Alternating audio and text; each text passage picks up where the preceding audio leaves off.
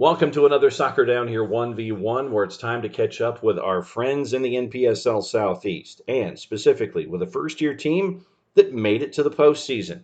It's time to catch up with Charlottetown Hops coach Steve Gummer, who's also a part of the Charlotte Soccer Academy, find out what it was like to be a part of something from the ground up, what it was like to see what happened this season after a slow start, and what it was like to be a part of the soccer community there in season one with Charlottetown Hops in the NPSL. Here's our conversation. Enjoy it. So let me ask you this. When you look back at the season on the whole, what was it like to birth this child, as we call Hops an expansion franchise, a first-year club?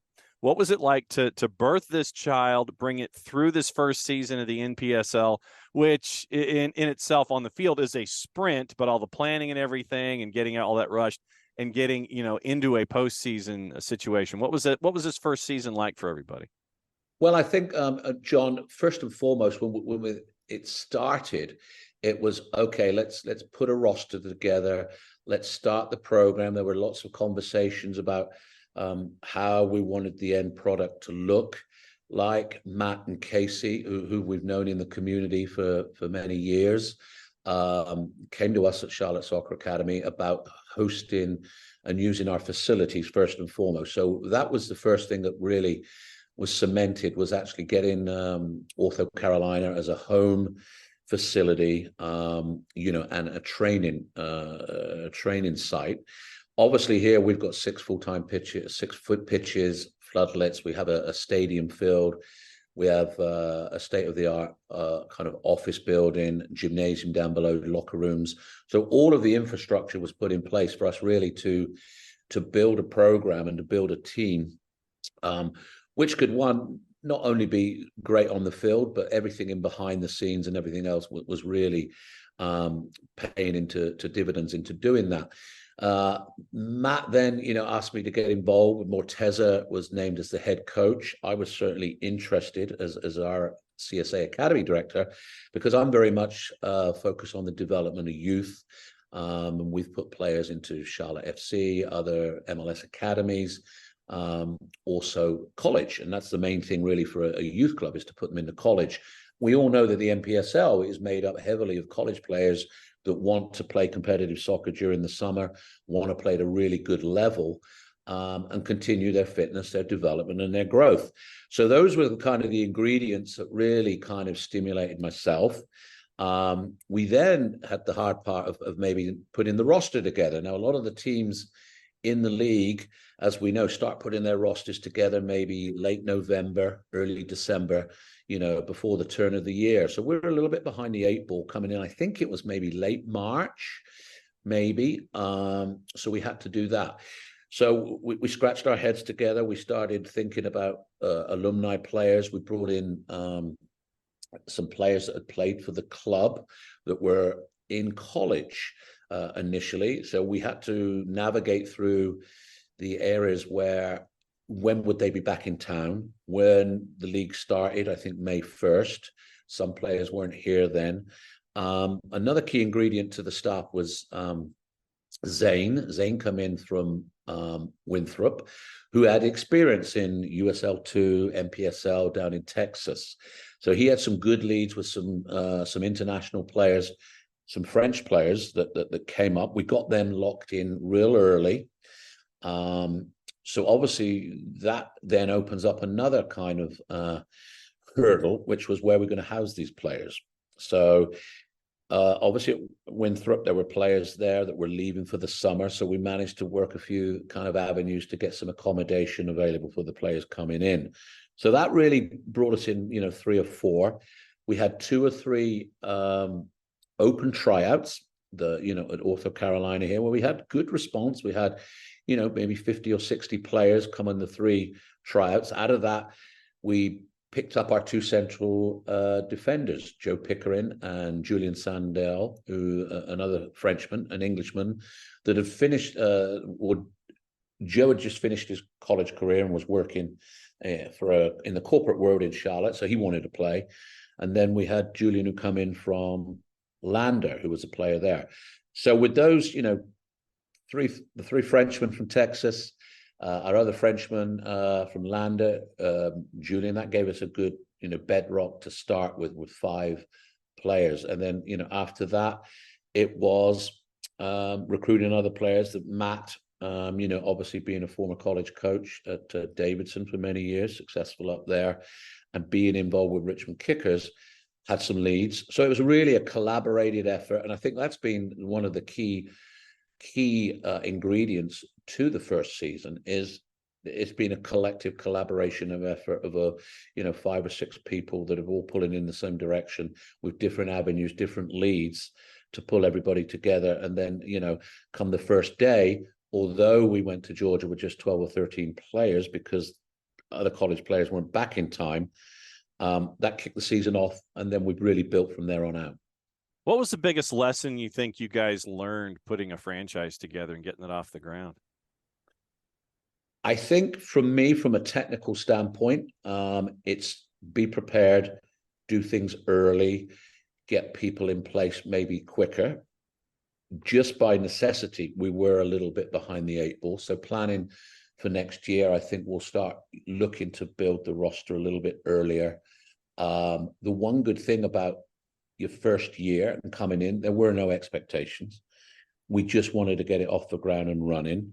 So I think from, stepping off the field, which is not my department, but Matt, Casey, Hitch, who has done this many times with different franchises across the country and been successful with it, and one real local in Appalachian FC, has a track record, knows the market. So his leadership from that point of view is very, very vital, which is good. Also, the social media side of things, and the Matt has done a great job, and Casey, of getting lots of interns involved, people that want to be around game day. Obviously the planning, with the sponsorships, the hops, its name tying into, I think, 50 local breweries in and around the Charlotte area, and the ability to sell some alcoholic beverages, adult beverages at the games, obviously adds to the excitement. We've got a lot of, our attendances this year for home games have been good, 500 plus. Great atmosphere. We had a great atmosphere with Appalachian FC coming down. They bring a whole crew with them with beating drums and everything. So realistically, the atmosphere from the sidelines then relates to the game day atmosphere. It raises every player, adds a little bit of, tension, adds some excitement, some competitiveness, and it really kind of gives a great marketing model. And I think the marketing side of the thing has been great. If you can see on many platforms, Charlottetown hops are current, have a lot of content, which, as in today's society and how things work, that breeds a lot of people can see the product from wherever they are in the world. So I think, in going into next year, a lot of that is already set in place. The building of the roster, development of players through our system within the club youth program, and making it accessible to many, many people, should stand us in good stead. What did you guys think about the quality of the competition in the conference in and of itself? Because, as a coach, it's about road trips and competition. You're going to make multiple trips to the Atlanta area to take on folks like Apotheos and Storm and Revs, and there's you guys. What did you think about the level of competition first year out? I thought the level of competition was really good. I think because of the teams that have been in it previous to us, we know our neighbors, at Appalachian FC. There's a good international flavor from all of the teams, certainly in Atlanta, Apotheos have a very international flavor. They have a very varied roster. They have, some really good local players. I think they have players that have played professionally coming back through, want to get back in the game and enjoy the game. So through all of the teams, there's been different styles, different game models, different formations. And the game, from our league, I really feel it's a soccer playing league. Everybody wants to play soccer. And, and I mean that with the technical term, meaning the product on the field is a good product, i.e. through passing, moving, strategically planning game plans. So as coaches, I know Morteza from us has done a great job of watching other teams and providing game plans for each game we played in. But overall, the level has been really good, really, really good. And it's been exciting soccer. I think from a player standpoint, it's enjoyable to play in. When you mentioned the fans aspect, I wanted to ask about that. What was it like? Obviously, you mentioned the slow start also, bringing in players, and this wasn't just something that was Hops specific, but there are teams all throughout the NPSL. The roster that they start out with is not the roster that they finish with. It grows and it adds to itself, and you're always trying to figure out, okay, who do I have? How do I have them? All those kinds of things. You start out slowly, you make your way into a postseason bid. What was it like to see the fan response there at Ortho Carolina as the season went along, as the successes were getting there? What was it like to see that fan interaction grow and increase as well? Well, I think the very first home game was lucky. We came out, I believe we were 3-1 winners. So obviously that stimulates the growth. But starting from day one, where we traveled with 13 players, to then probably having a roster or players of upward of 30 players. One, it breeds competition in training. We train regularly, 3 times a week. So competition in training, good numbers in training, which certainly helped, the 11v11 environment, the playing environment, the game model environment, to actually have players participating so we could affect how they play. The chemistry for having such a big roster with us was really, really good. Everybody bought into the team mentality, togetherness, collectiveness, working together, from players that maybe, were upset one day that they were on the bench. Other players that came in and took their place. A couple of injuries here and there meant that some key players initially in the season had a couple of weeks off. But the squad kind of built over the first 2 or 3 weeks. We then had players coming and knocking on the door saying, could they come in? We had some training players join in the practices because we wanted to make it open with that environment. We even had, one of our own 2005's Eamon Madeir, who's going to Davidson next year, played for our 19s and also then played for our UPSL team, and then transformed from UPSL into the NPSL when our season ended with UPSL. So he came in and had a big influence. So from a perspective of the fans, I think they can see that local players, younger players, can come in and make an impact in that environment.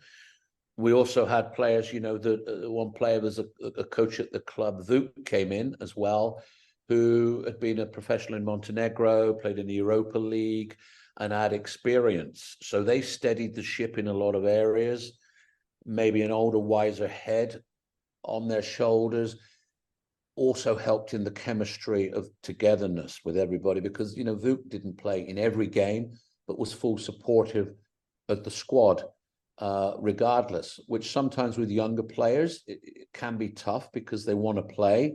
They can get disillusioned if they're not playing. But generally, most of the squad stuck together throughout the whole of the season. We did lose a couple of players late on. Their colleges called them back in, which was understandable and which we know about going into it. So we prepared in that regard to try and get 2 or 3 players in every position. And I think throughout the course of the season, there were multiple different lineups that we put out. We used a variety of different players, a large amount of players. But as the season went on, we went through a great streak of 4 games, I think 4 wins, that really elevated us up the league into those playoff spots. And then it caught, the fireball caught itself. The traction got bigger and bigger. And I think at the end of the day, it turned out to be a real success. It was a really collaborated effort. Morteza done a great job, the head coach, of keeping everybody grounded, keeping everybody focused, giving players opportunities, which I think was key as well. So everybody felt that they contributed from start to finish. And we ended up, having realistically a great first season. Wrapping up with Steve Gummer here to break down things for Hops in their season number 1. I'm gonna have you put your thinking cap on for the last question here. When I'm covering high school athletics here in SDH's home territory here in Georgia, there's recruiting is always a big thing for a high school athlete, and let me apply it to the sport that we're talking about here. In recruiting, there's a segment that I do on when I'm on television that's called Make That Kid an Offer. And what we do is we reach out to coaches all around the state of Georgia, and we'll sit there and say, okay, for whatever reason, you know an athlete that is too whatever. And I just used air quotes for just so coach could see what I'm talking about. They're too whatever. They're too small. They're too slow. They don't fit my system. They're too whatever. That's, you know, that they got to the game late. Is there, and we always ask coaches that for those student athletes that are too whatever, is there anybody that you think is being overlooked, underappreciated, and deserves to be looked at more than they are because of all of those air quotes that seem to be holding them back for whatever reason? For the Hops roster and all the folks that you got to see come through in season number 1 and got into the playoffs and got to show what the Hops could be coming down the future, is there anyone that you can think of, or might be a couple of anyone's, that would fit in that Make That Kid an Offer folder where they really did well for Hops and for whatever reason they're being overlooked and they could really benefit from getting looked at to go to the next level? Did anyone fit that bill for you this year? Yeah, I mean, we had several players, you know, one being, you know, Carter Nunnery, who came into the team as a goalkeeper that was at Furman University. This opportunity for him gave him the ability to play, you know, at Furman. As you know, in the college environment, you can come in as a freshman, certainly as a goalkeeper. You know, college coaches, staff they need backup. So sometimes you have to be that player that's backing up, ready to step in at any point in time. Carter played majority of the games for the Hops, is a very, very good goalkeeper. Sometimes he misses the eye appeal as he's not 6'3", you know, 6'4", 6'2". You know, I think he would say that he stands really tall, maybe 5'11". So for him, it was a great opportunity to come in and play and get minutes, which would hopefully benefit his college career further down the road when he goes back in to training, you know, with his college team.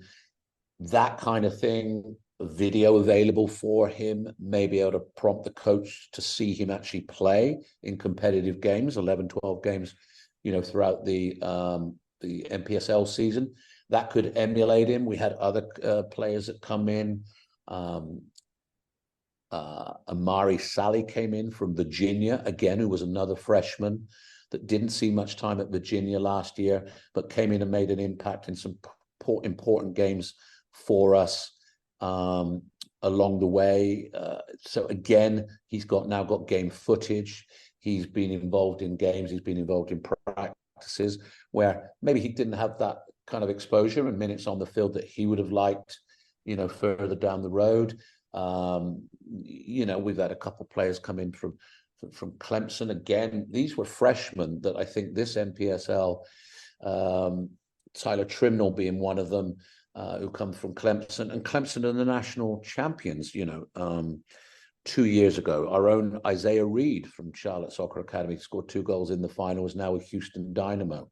So I think it's a journey with a lot of these players that this NPSL can help get exposure, can give them game footage, give them minutes on the field to go back into their prospective colleges, and then be maybe an extra step up the ladder within the pecking order within their colleges.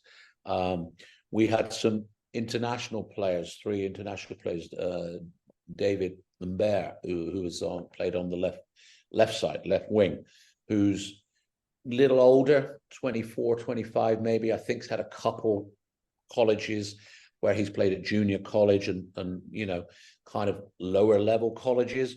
Again, this might be where he's been missed by bigger colleges or even the professional game, where he's come in because he's not your typical kind of, he's a slim kind of guy, very unassuming, but has a wonderful first touch. And to see him take the ball out of the air and his balance and his composure at running at players, just his body movement, scored some really great goals. When you look at him, you might not say, he's buff and tuned and this. He looks like the average guy off the street.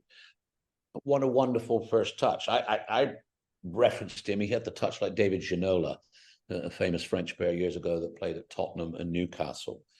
So I think the beauty of this league, the beauty of, obviously, with everybody films games and everything streamed, and the way that a lot of professional clubs do their scouting through Y-Scout, a lot of it is analytics, a lot of it is game footage, it's stats, it's distance covered, these kind of things. It means that the professional world and elevating yourself is a much closer step to you than what you might think about, because of global coverage, because of social media, different platforms, and the fact that everybody is connected. Many years ago, to play professional, you've done it in your country. The links weren't there from country or continent to continent. Nowadays, the soccer world is a lot smaller, and there are a lot more opportunities for people to advance and play professionally all across the world. The inclusion of the NPSL, UPSL, other leagues, it's closing the gap, certainly here in the US, where competitive soccer is achievable and professional soccer, semi-professional soccer is achievable outside of U19 or going to college. For many years, there was a massive gap. The MLS started in 94, 96. There was a massive jump. You have USL now, Championship, MLS Next Pro. There are more and more avenues, more and more runs to the ladder for players to get on that ladder.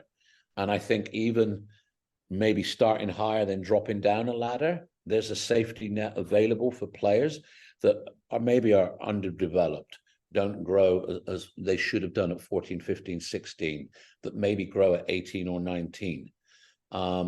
These players that have been affected by that and growth spurts and maybe late developers, certainly now avenues and certainly lots of levels to play at for them to, if they've been missed, like the point in your first part of your question, where maybe at 16 in a high school game, they needed to grow a little bit. They weren't fully developed, so physically they couldn't sprint or be as strong physically in the air as other players were that maybe were advanced in their development.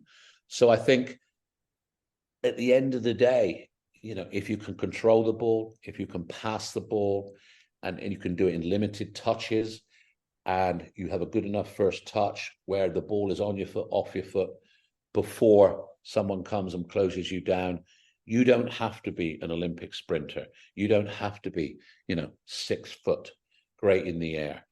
You can play the game in certain styles and certain different game models where the soccer is so it's so complementary to everybody that there are different styles, that certain athletic postures, athletic build, skill sets, how you run, as long as you can be smart with your brain, you have good technique and playing a system that suits you, I think there's opportunities for a lot of players. And I think we will see that going forward, because one man's meat is another man's poison. Different playing styles. We see it all across the world with, with tactical analysis now, YouTube, TikTok, Instagram.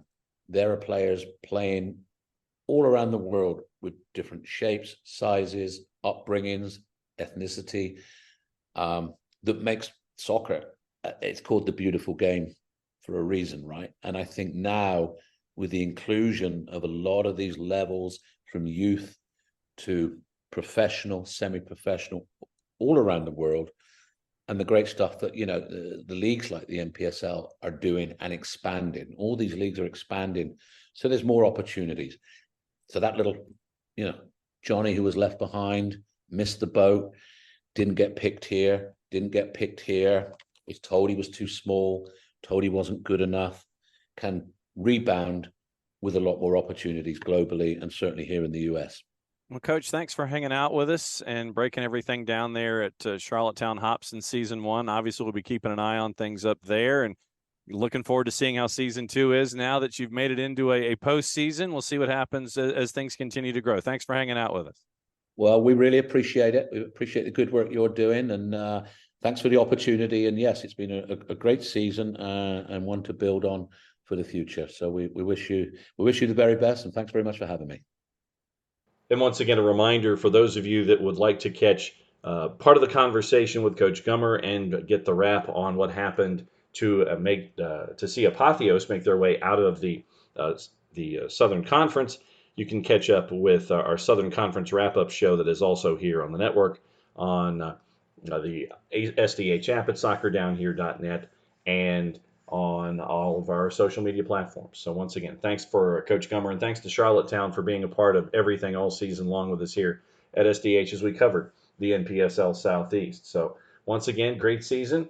And one of the teams in the Southeast has made it to the national semifinals. Thanks to our friends at Charlottetown Hops for being a part of everything all season long. We will follow their progress as they continue to grow here in the NPSL, and you'll catch it right here on SDH. Thanks to Hops, and thanks to you, and thanks to the NPSL all season long. Play safe, everybody. Enjoy your games.